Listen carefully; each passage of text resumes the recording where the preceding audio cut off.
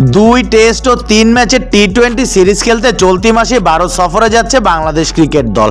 আসন্ন এই সফরে একটি টি-20 ম্যাচে হামলার হুমকি দিয়েছিল ভারতের হিন্দু জাতীয়তাবাদী রাজনৈতিক দল অখিল ভারত হিন্দু মহাসভা।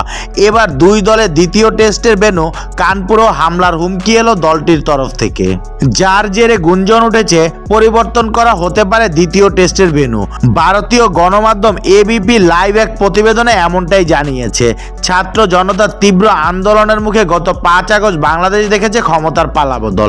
দীর্ঘ 1.5 যুগ রাষ্ট্র ক্ষমতায় থাকার পর পদত্যাগ করে সাবেক প্রধানমন্ত্রী শেখ হাসিনা দেশ ত্যাগ করে আশ্রয় নেন ভারতে।